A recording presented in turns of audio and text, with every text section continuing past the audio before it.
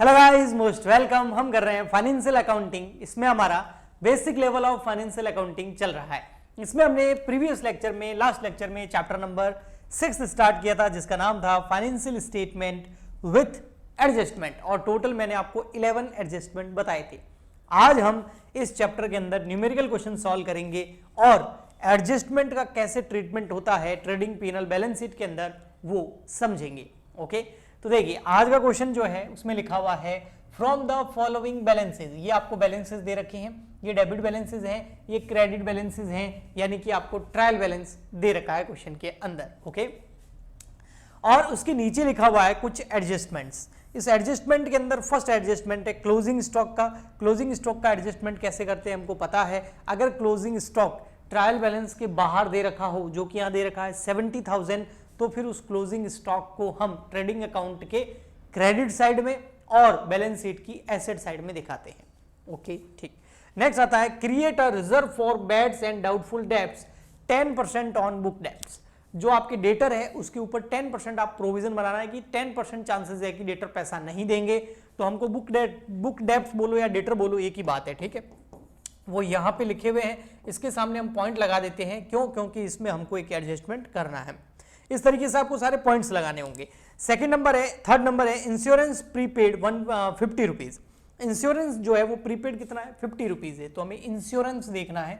Debit side में होगा क्योंकि इंश्योरेंस एक एक्सपेंसेस होता है, ये रहा। तो इसमें हमें एडजस्टमेंट करना है, तो जिस जिस पॉइंट में हमें एडजस्टमेंट करना है उसमें टिक लगाना है। क्लोजिंग स्टॉक ऊपर कहीं होता नहीं है तो मैंने टिक नहीं लगाया है। बाकी मैंने डेटर के ऊपर लगाया है, 10% प्रोविजन बनाना है डाउटफुल के लिए, और इंश्योरेंस के ऊपर लगा दिया है क्योंकि प्रीपेड इंश्योरेंस है। फोर्थ नंबर पॉइंट है रेंट आउटस्टैंडिंग 150। तो रेंट देखते हैं, देखो डेबिट में हुआ क्योंकि खर्चा है, एक्सपेंडिचर है, ये रहा रेंट एंड टैक्सेस, तो इस पे पॉइंट लगा दिया है। नेक्स्ट आपका है interest on loan is due 6% per annum. Due मतलब पे नहीं किया आपने, लोन के ऊपर ब्याज पे नहीं किया है, तो लोन देखो आपका क्रेडिट साइड में होगा क्योंकि लायबिलिटी होती है, तो ये रहा लोन। ओके जी, बस ये 5 पॉइंट्स है। आइए सिंपल सा एडजस्टमेंट करके देखते हैं। आपको यहां पर ऊपर लिखा हुआ है आपको trading P&L and balance sheet बनानी है, तो आइए हम सबसे पहले फॉर्मेट बना लेते हैं। यहां पर मैं ट्रेडिंग एंड पी&एल का फॉर्मेट बना देता हूं। ठीक है, ट्राई करते हैं कि एक साथ ही आ जाए। ट्रेडिंग और पी&एल एक साथ ही बना लेते हैं, बेटर रहेगा। ओके जी, तो यहां लिख देता हूं मैं trading and P and L account for the year ended 31 March 2017। Okay, question में यही दे रखा है। ये क्रेडिट साइड हो गई, ये सिंपल है बहुत। डेबिट साइड हो गई, ये पर्टिकुलर हो गया आपका, ये रुपीज हो गया, ये फिर पर्टिकुलर हो गया, और ये रुपीज हो गया। ठीक है, ये फॉर्मेट बना दिया मैंने ट्रेडिंग एंड पी&एल का। ओके, सिंपल है। अब ऐसा नहीं कि पहले हम ट्रेडिंग अकाउंट बनाएंगे फिर बैलेंस शीट बनाएंगे, ऐसा नहीं। ट्रेडिंग, पी&एल और बैलेंस शीट तीनों का फॉर्मेट साथ में बनाना है, और सीधा ही हम सब जगह अमाउंट ट्रांसफर करना स्टार्ट कर देंगे एंट्रीज को, और उसके बाद में हम उनके बैलेंसेस निकाल के जीपी, एनपी और कैपिटल में ऐड करेंगे। ओके ना, तो देखते हैं देखो कैसे। तो एक एक नहीं बनाना हमको, सारे के सारे क्या करने हैं, साथ में ही बनाने हैं। ओके, तो कैसे होता है, तो देखो यहां पर मैं बैलेंस शीट का फॉर्मेट बना देता हूं।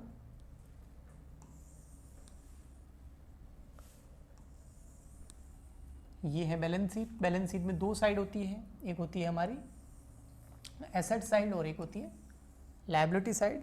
तो यहां लिख देता हूं मैं ऊपर बैलेंस शीट एज ऑन लिखा जाता है ना, फॉर द ईयर एंडेड नहीं लिखा जाता, एज ऑन 31 मार्च 2017। क्वेश्चन में यही डेट दी रखी थी। लायबिलिटीज, ये रुपीज हो गया, ये आपका एसेट्स हो गया, और ये आपका रुपीज हो गया। ठीक है, अब बिना देरी के फटाफट स्टार्ट कर देते हैं। थोड़ा सा ट्रेडिंग पी&एल साथ में बनाया तो मैं छोटा छोटा लिखूंगा, आई होप आपको दिख जाएगा। ठीक है, नेक्स्ट फर्स्ट। अब देखो फर्स्ट से ही चलेंगे अपन, पहले एडजस्टमेंट नहीं निपटाने, ये पॉइंट्स जब आएंगे तब एडजस्टमेंट निपटा देंगे। ओके, तो फर्स्ट से स्टार्ट करते हैं। ड्राइंग। ड्राइंग्स क्या करते हैं, कैपिटल में से लेस होता है, ओपनिंग कैपिटल में से, और ओपनिंग कैपिटल कहां दिखाई जाती है, बैलेंस शीट के अंदर। तो बैलेंस शीट ये रही आपके सामने, यहां मैं लिखूंगा सबसे पहले ओपनिंग कैपिटल, जब भी आएगी तब लिखूंगा, और उसके अंदर से मुझे ड्राइंग क्या करना है, लेस। कितना अमाउंट था ड्राइंग का आपको याद है? अमाउंट भी याद रखना पड़ेगा साथ साथ में। 6,300 रुपए था, अभी मैं आपको दिखा भी दूंगा कितना, 6,300। ओके जी, ठीक। ये वाली लाइन थोड़ी टेढ़ी लग रही है ना, हाँ जी, तो इसको सही करने की कोशिश करें, करते हैं, चलो हो गई, हाँ अब ठीक है। हाँ जी, अब आ जाते हैं उसके बाद में हम वापस हमारे क्वेश्चन पर। नेक्स्ट है कैश एट बैंक। देखो कैश एट बैंक क्या है, कैश एट बैंक है 13,870 रुपए। तो ये एक एसेट है, तो कहां जाएगा सीधा, एसेट्स के अंदर, वो कहां, बैलेंस शीट के अंदर 13,870।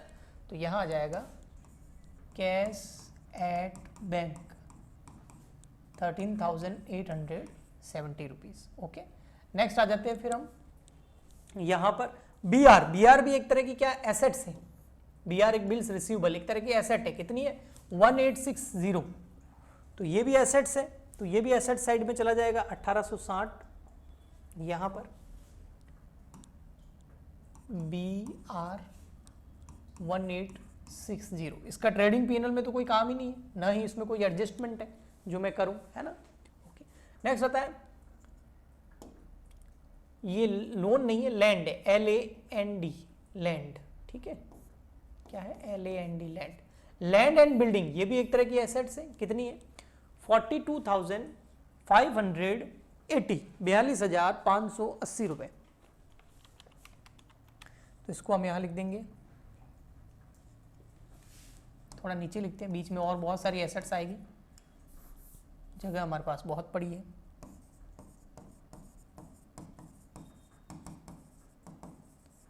$42,580। पहले बैलेंस शीट के आइटम आ रहे थे, आने तो हम लिख देंगे, हमारे क्या करना। नेक्स्ट है फर्नीचर। अब देखो फर्नीचर कितना है 5130, तो ये भी एसेट है, तो यहां पर लिख देंगे, इसमें कोई एडजस्टमेंट तो है नहीं, डेप्रिशिएशन वगैरह के बारे में लिखा हुआ नहीं है, वरना मैं जरूर लगाता। तो यहां लिख देते हैं हम फर्नीचर 5130। नेक्स्ट उसके बाद में आता है डिस्काउंट अलाउड है। ये देखो डिस्काउंट अलाउड जो होता है ना, हमारे लिए एक तरह का एक्सपेंडिचर होता है, लॉस होता है। डिस्काउंट रिसीव्ड करते हैं तो प्रॉफिट होता है, तो ये पीएनएल अकाउंट में जाएगा, क्योंकि सेलिंग का खर्चा है, सेल करते टाइम डिस्काउंट दे दिया। ओके, तो डिस्काउंट अलाउड जो है वो 3960, और ये पीएनएल अकाउंट के अंदर जाएगा 3960। तो हम यहां लिख देंगे पीएनएल अकाउंट के अंदर, यहां ट्रेडिंग बना देंगे ऊपर, इधर लिख देता हूं, चलो टू डिस्काउंट अलाउड 3960। ओके जी, नेक्स्ट आगे बढ़ते हैं। फिर आता है हमारा बैंक चार्जेस। बैंक चार्जेस भी एक तरह का ऑफिस का खर्चा है, तो ये भी पीएनएल अकाउंट के अंदर जाएगा, और वो कितना है 100। सैलरी भी ले लेते हैं साथ में, वो कितनी है 6420। ये भी सैलरी भी ऑफिस का खर्चा है, तो मतलब इनडायरेक्ट एक्सपेंडिचर है, तो ये दोनों के दोनों बैंक चार्जेस और सैलरी दोनों के दोनों कहाँ जाएंगे, पीएनएल अकाउंट के अंदर जाएंगे। तो हम यहाँ लिख देते हैं, सबसे पहले तो bank charges 100 rupees, bank charges 100, फिर सैलरीज 6420। ओके, ठीक।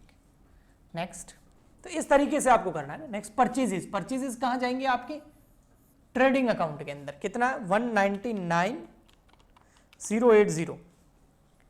तो यहाँ ट्रेडिंग अकाउंट के अंदर आपको पता है सबसे पहले यहाँ ओपनिंग स्टॉक आता है, तो उसकी जगह हम छोड़ देंगे थोड़ी सी, फिर उसके नीचे आता है यहाँ परचेजेस।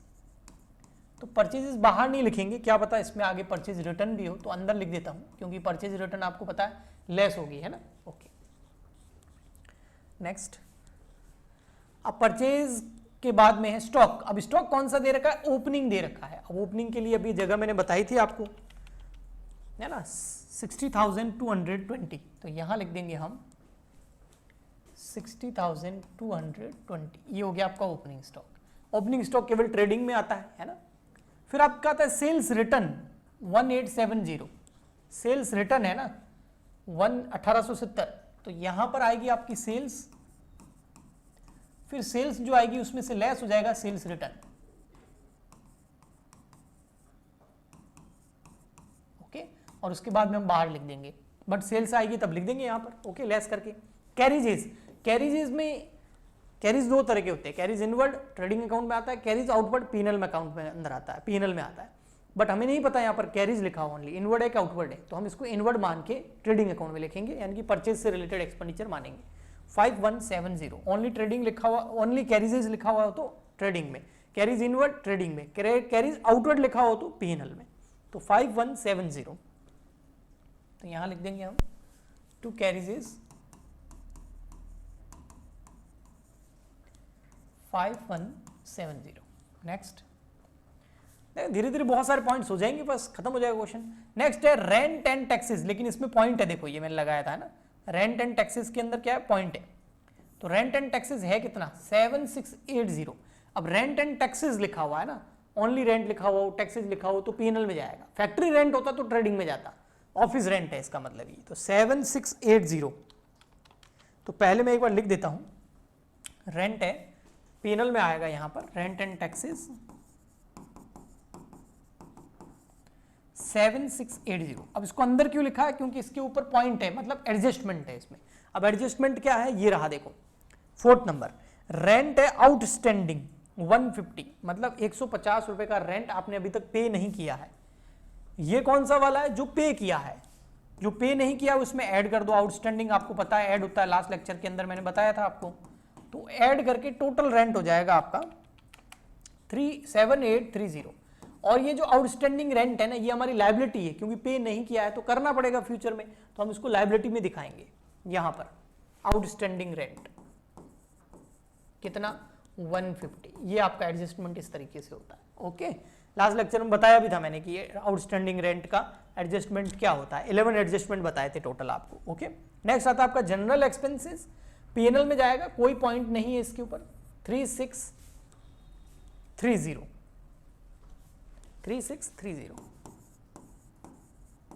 General expenses 3630, okay.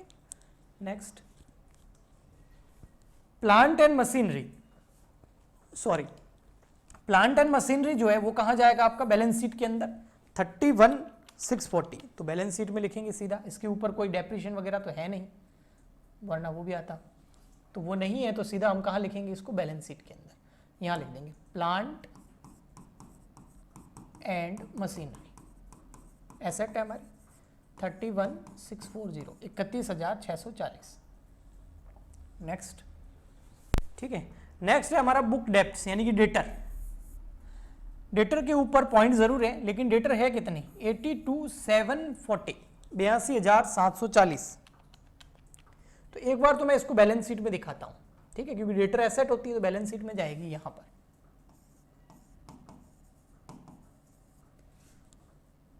82,740 अंदर लिख रहा हूं, क्योंकि अगर कोई बैड डेप्स हुआ, फर्दर बैड डेप्स तो लेस होगा, फर्दर बैड डेप्स लेस होगा, बैड डेप्स लेस नहीं होगा, ठीक है, ध्यान रखना, क्योंकि बैड डेप्स ऑलरेडी लेस हो चुका होगा इसके अंदर। देखते हैं क्वेश्चन के अंदर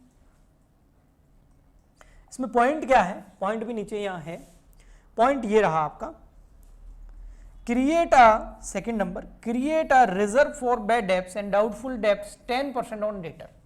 डेटर के ऊपर 10% आपको डाउटफुल डेप्स के लिए प्रोविजन बनाना है, यानी कि जो आपके 82,740 की डेटर है, इसमें से मुझे लग रहा है कि 10% डेटर पैसा खाके भाग जाएंगे, डूब जाएंगे, बैड डेप्स हो सकता है, हुआ नहीं है, प्रोविजन बनाना है, ओके जी, ठीक है, अभी बनाते हैं। लेकिन उसके नीचे देखो क्या दे रखे हैं, बैड डेप्स।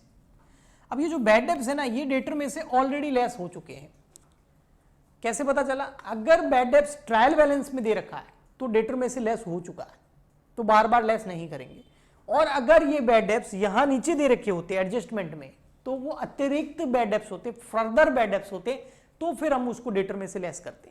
तो इस 1250 को तो लेस नहीं करना है जो बैड डेप्स हो गए, लेकिन जो 10% प्रोविजन बनाना उसको जरूर लेस करना है। तो सबसे पहले देखो आप, बैड डेप्स जो 1250 है, इसको डेटर में से तो लेस नहीं करेंगे, लेकिन इसको पीएनएल में जरूर दिखाएंगे। यहां टू बैड डेप्स कितना 1250, फर्स्ट पॉइंट ये। अब एक चीज समझना, प्रोविजन जो बनाना है यहां अच्छे से समझना, बहुत बहुत इंपॉर्टेंट बात आ रही है। प्रोविजन जो बनाना है डेटर के ऊपर, वो कितना बनाना है 10% बनाना है। किसके ऊपर? बुक डेप्ट्स के ऊपर। बुक डेप्ट्स मतलब वही डेटर, तो 10 बुक डेप्ट्स बोलो या डेटर बोलो एक ही बात है। बुक डेप्ट्स है, बैड डेप्ट्स नहीं है। वो डेप्ट्स मतलब बुक के अंदर कितने डेटर दिखाए हुए हैं, बैड डेप्ट्स मतलब उसमें से कितने बैड है। तो 10% प्रोविजन बनाना है, प्रोविजन या रिजर्व बनाना। और रिजर्व पता है आपको, अगर आप थोड़ा बहुत भी समझते हैं तो रिजर्व जो है वो लायबिलिटी साइड में यहां आता है, यहां पर रिजर्व दिखाया जाता है हमेशा। कुछ लोग इसको डेटर में से लेस भी कर देते हैं, लेकिन मैं आपको यहां इसलिए बता रहा हूं ताकि समझ में अच्छे से आएगा। देखो, तो यहां पर मुझे प्रोविजन फॉर या रिजर्व फॉर, प्रोविजन बोलो या रिजर्व बोलो, इसने रिजर्व बोला तो मैं रिजर्व बता देता हूं, रिजर्व फॉर डाउटफुल डेब्ट्स। कितना है आपका 82,740, इसका कितना परसेंट? 10%। तो 82,740 का 10% करेंगे तो 8,274 रुपए का मुझे प्रोविजन बनाना है, रिजर्व बनाना है। अब कुछ लोग इसको यहां दिखाते हैं और कुछ लोग क्या करते हैं, डेटर में से उसको लेस कर देते हैं। दोनों ही ट्रीटमेंट करेक्ट है, दोनों में से कोई भी गलत नहीं। या तो रिजर्व में लायबिलिटी साइड में दिखा दो, या फिर इसको डेटर में से क्या कर दो, लेस कर दो। बट एक पॉइंट बहुत इंपॉर्टेंट है जो मैं आपको समझाता हूं, वो क्या है, वो यहां आप थोड़ा फंस सकते हो। कहां पर? यहां पर क्रेडिट साइड में देखोगे ना तो ऑलरेडी रिजर्व बन रखा है। रिजर्व फॉर बैड डेब्ट्स कितना बन रखा है? 4650। ये रिजर्व पहले से पड़ा है। अब देखना, यहां समझना, 4650 अमाउंट याद रखना। कहने का मतलब क्या हुआ, इसको थोड़ा और अच्छे से बताता हूं। 4650 प्रोविज रिजर्व फॉर, अरे भाई चल जा, रिजर्व फॉर डाउटफुल डेब्ट्स में पहले से 4650 पहले से पड़ा। ये देखो पहले से बैलेंस है क्रेडिट साइड में। देखो लायबिलिटी में से क्रेडिट होती है ना, ये देखो क्रेडिट साइड में दिखाया हुआ है रिजर्व फॉर बैड डेब्ट्स कितना 4650।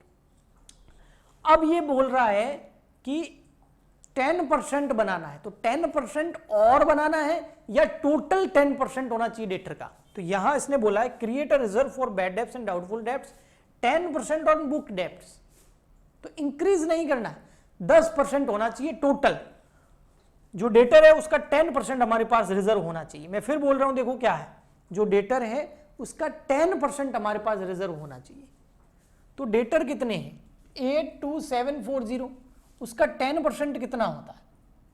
इसका 10% अभी मैंने निकाला था, एक जीरो हट जाएगा है ना, भले 10% निकाल के देख लो। तो यहां टोटल हमारे पास कितना होना चाहिए 8274, ये टोटल होना चाहिए। जो बुक डेब्ट्स है या डेटर है उसका 10% हमारे पास रिजर्व होना चाहिए। तो मैंने इसका 10% निकाला, ये रहा 8274। बट इसमें से पहले से कितना बना हुआ है, इसमें से पहले हमारे पास रिजर्व में पैसे रखे हुए हैं 4650। तो मुझे और न्यू है ना, और न्यू कितना रिजर्व क्रिएट करना है ना, न्यू या इस साल के पीएनएल से है ना, new reserve created.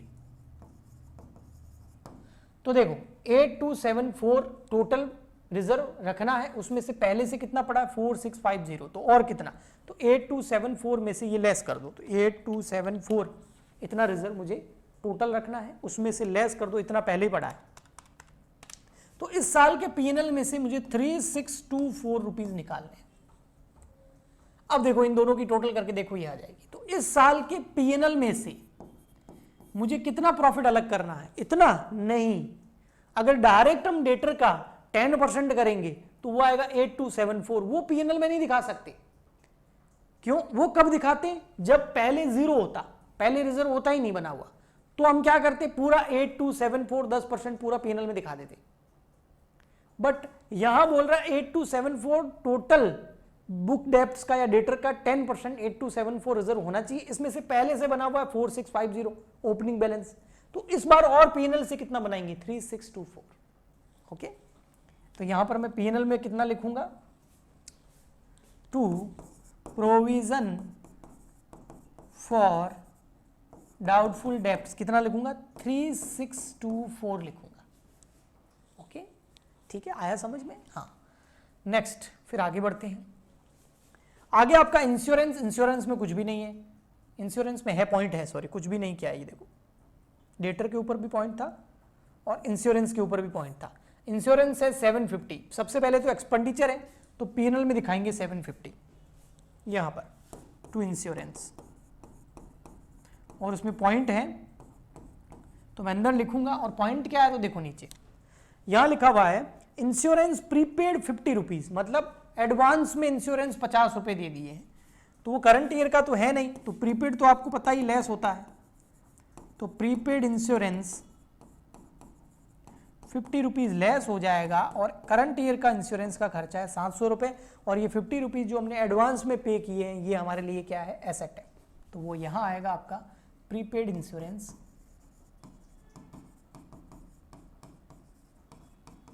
50 rupees. And ये डेटर जो है इसमें मैंने यहां कुछ भी लेस नहीं किया, तो मैं कहां करूंगा, यहां लिख दूंगा 82740। और कुछ लोग क्या करते पता है, 82740 में से ये लेस कर देते, फिर वो यहां नहीं दिखाते। लेकिन ये चीज चाहिए ना कि इस बार पीएनएल से कितना चार्ज करना है, तो बेटर रहता है यहां दिखाओ। ओके, मेन इसमें ये प्रोविजन वाला पॉइंट अच्छा था डेटर के ऊपर। नेक्स्ट आता है आपका फिर यहां पर कैपिटल। कैपिटल ओपनिंग कितनी है, 1,50,000, तो ओपनिंग कैपिटल लिख देंगे 1,50,000, वो आएगी आपकी यहां पर।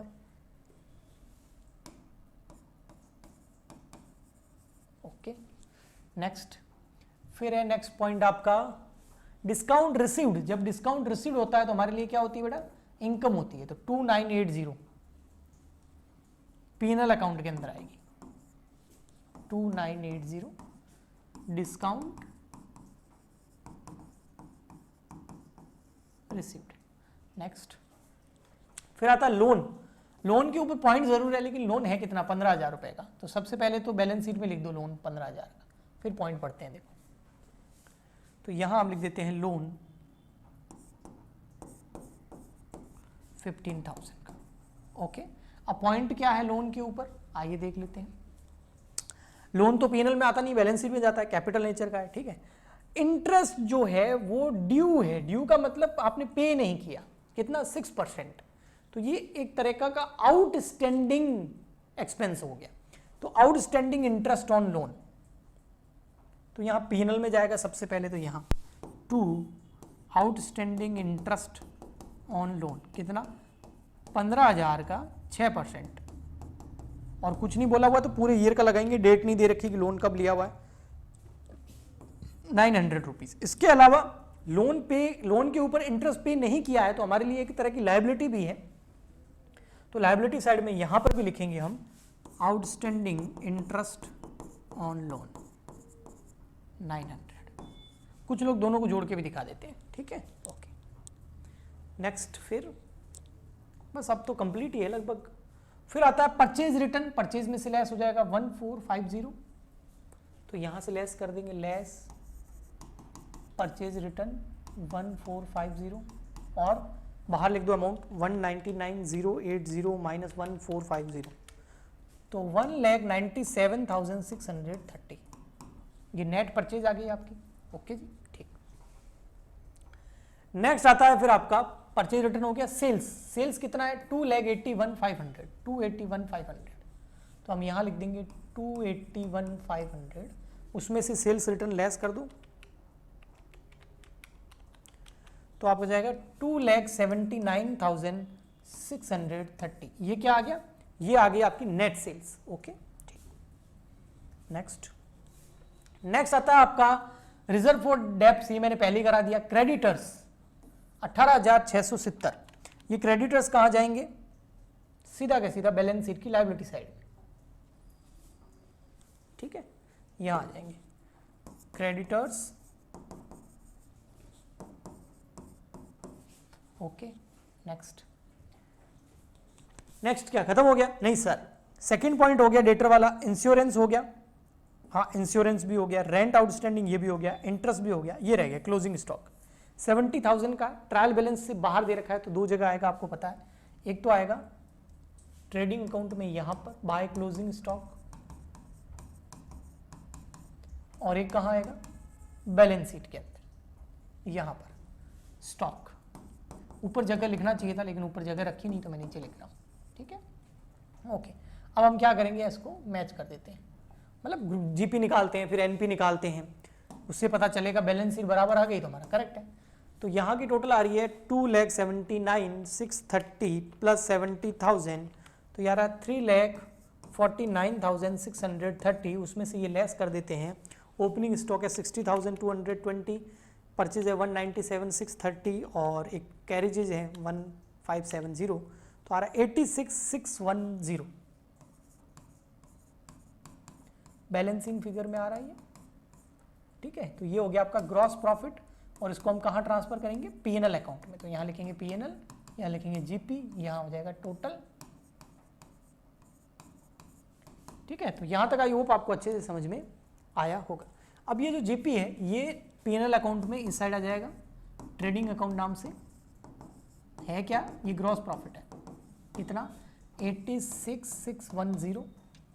अब हम क्या करेंगे, टोटल करेंगे, यहाँ पर इस साइड की टोटल कर लेते हैं 86,610 प्लस 2980, तो क्रेडिट साइड की टोटल आ गई 89,590, उसमें से ये सब लेस कर दो एक्सपेंसेस 3960 माइनस 100 6420 7830 3630 1250 3624 700 900, तो ये आ रहा है आपका 61,176 बैलेंसिंग फिगर।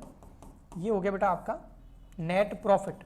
ये क्या हो गया, नेट प्रॉफिट। और नेट प्रॉफिट कहाँ जाएगा, आपका कैपिटल के अंदर जाके ऐड हो जाएगा। तो कैपिटल के अंदर हम इसको जाके क्या करेंगे बेटा, अभी ऐड कर देंगे, और उसके बाद बैलेंस शीट की हम टोटल करेंगे 61,176। तो ये रही बैलेंस शीट।